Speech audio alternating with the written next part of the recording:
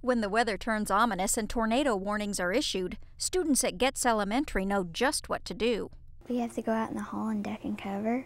You get down on the floor and you put your hands behind your neck. This is the corridor where students come to duck and cover during a tornado, but it has a big problem. See those glass windows up there? In the event of an actual tornado, those things could shatter and spray glass all over the children in this corridor. When Getz was built in the 50s, it was fashionable to use lots of glass block and big windows to make classrooms feel bright and airy. But the brightness has a dark side. Even in the school's central corridor, students can't get away from the hazards of flying glass. And that's not the only problem. It's hard to squeeze 425 kids into a hallway.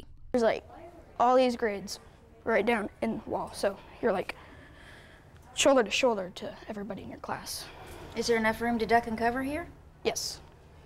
But it's a real tight fit? Yeah. When you get to the new safe room, how's that going to be different? Well, it probably won't be as crowded. Just outside the main hall, construction is beginning on a new 3,000 square foot safe room. The ice storm of '07 made this community eligible for FEMA disaster mitigation grants.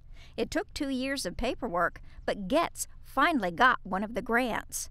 And it's now paying for 75% of the $420,000 it will cost to build the safe room. The school district is footing the rest of the bill.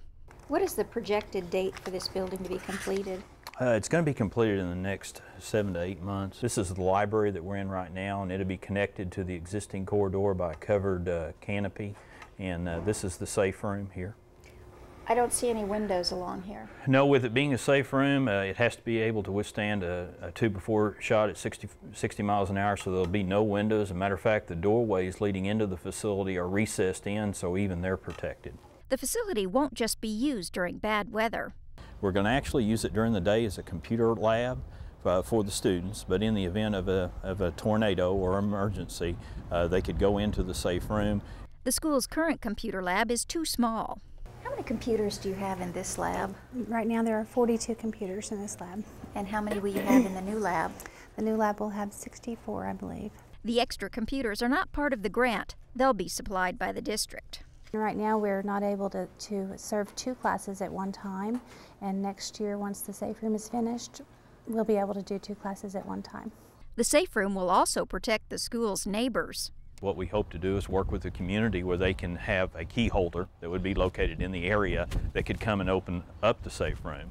If that was not even accessible, we're going to have a sign with a 24-hour number where they could call.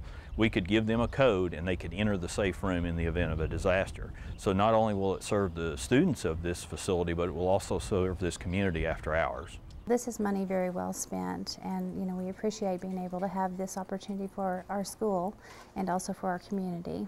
Once the state budget crisis is over, Muskogee Public Schools hopes to build safe rooms at 2 more schools. They were approved in the original FEMA grant, but right now the district doesn't have enough money to fund its portion of those projects. In Muskogee, I'm Cathy Tatom, the Oklahoma News Report.